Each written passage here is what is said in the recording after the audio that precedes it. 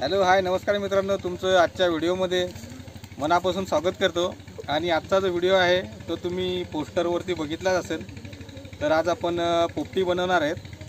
तर पोपटी ही कोकणातली एक एक छोटीशी अशी एक पार्टी असते. तर ती कशी करायची ते आम्ही तुम्हाला दाखवणार आहे याच्यामध्ये. आणि पोपटी साधारणतः डिसेंबर, जानेवारी आणि फेब्रुवारीमध्ये करतात. तर आज आम्ही आलो आहे आमच्या फार्म हाऊसवर. पोपटी करायला आम्ही आता सुरुवात करतो. चला तर पोपटी आपण बनवायला सुरुवात करू. तर मित्रांनो, पोपटी बनवण्यासाठी आपल्याला असा एक मडका लागतो. हा मडका जो आम्ही घेतलेला आहे तो त्याच्यात पहिला पण आम्ही केलेली होती, त्याच्यामुळे काला आहे. आणि दुसरं म्हणजे 1 किलो चिकन घेतलेलं आहे आम्ही. हे जे 1 किलो आम्ही चिकन घेतलेलं आहे ते चिकन आम्ही मसाला वगैरे लावून अर्धा तास अगोदर मिक्स करून ठेवलेलं होतं. आणि 6-7 अंडी घेतलेले आहेत. आणि दुसरं घेतलेलं आहे आम्ही, ह्या वालाच्या शेंगा आहेत आणि तुरीच्या शेंगा. आणि हा आहे आमच्याकडे याला बुराड्याचा पाला बोलतात आणि कोकणी भाषेत काहीतरी त्याला भांबुर्डा बोलतात, भांबुर्ड्याचा पाला. तर असं आम्ही हे साहित्य घेतलेलं आहे. तर आता ते आपल्याला ह्या मडक्यामध्ये भरायचं आहे. तर मित्रांनो, पहिल्यांदा आपल्याला हा भांबुर्ड्याचा पाल्याचा थर लावून घ्यायचा आहे आतमध्ये. असा पाला घ्यायचा, आतमध्ये असा थर लावून घ्यायचा आहे. तर असा हा थर लावल्यानंतर आपल्याला त्याच्यावर ह्या शेंगा टाकायच्या आहेत. थरावर शेंगांचा थर लावायचा आहे आपल्याला.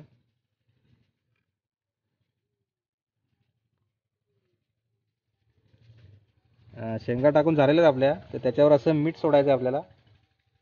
असं मीठ टाकून झाल्यानंतर शेंगांवरती आपण आता चिकनचा थर लावणार आहोत.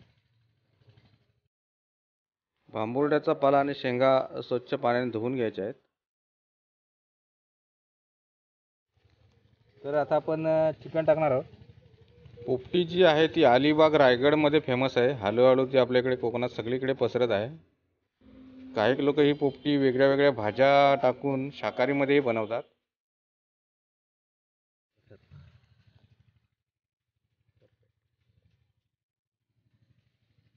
तर मित्रांनो, पहिला चिकनचा थर लावून झालेला आहे. तर याच्यावर आता आपल्याला परत शेंगांचा थर लावायचा आहे. तर आपण आता याच्यावर शेंगा टाकणार आहोत परत.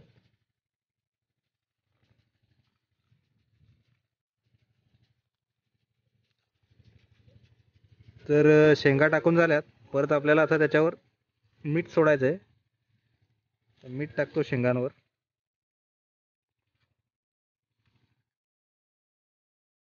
आणि शेंगांवर परत आपल्याला चिकनचा थर लावायचा आहे.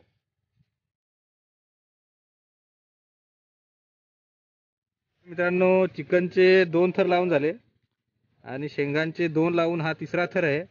आणि याच्यावर आपण अंडी ठेवणार आहे आणि त्याच्यावरती पण थोड्याशा शेंगा टाकून या भांबुर्ड्याच्या पाल्याने आपण ते पॅक करणार आहे.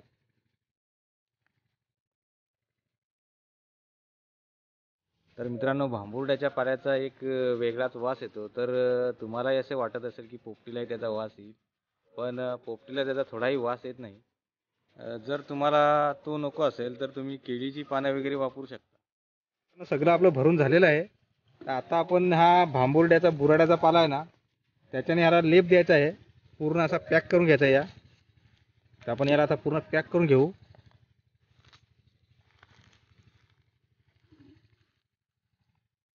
हा पाला आम्ही स्वच्छ धुवून घेतलेला आहे, भांबुर्ड्याचा पाला. तर मित्रांनो, पॅक हे करून झालेलं आहे. तर आपल्याला आता हे असं उलटं करायचं आहे. उलटं करून असं याच्यावर ठेवायचं आहे. असं उलटं करून ठेवलं की याच्यावर आपल्याला गवत काड्या टाकून पेटवायचं आहे. तर मित्रांनो, याला आपल्याला गवत लागतं आणि लहान काड्या लागतात. ते एकदम कमी आचेवर हे करायला लागतं. ते जास्त आग जर असली तर ते जळतंय आतमध्ये. तर आपल्याला हे अशा प्रकारे असं झाकायचं आहे.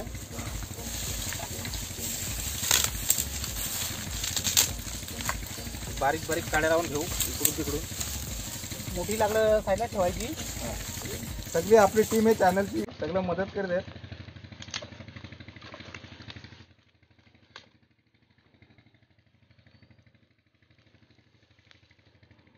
तर मित्रांनो आपल्याला हे 1 तास असे पेटवत ठेवायचं आहे.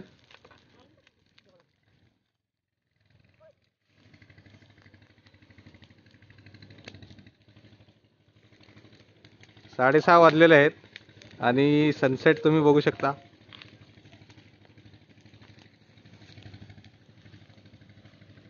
तर मित्रांनो 1 तास झालेला आहे. आता बघूया आपलं हे मडकं काढू. आता आपली पोपटी रेडी झालेली आहे.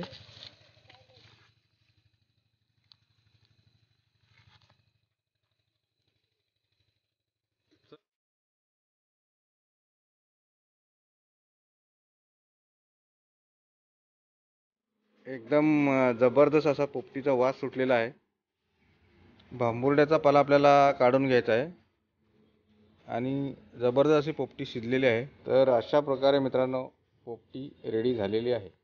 तर मित्रांनो व्हिडिओ आवडला असेल तर लाईक करा, तुमच्या मित्रांना शेअर करा आणि चॅनलला सबस्क्राईब करायला विसरू नका. चला तर भेटूया पुढच्या व्हिडिओमध्ये.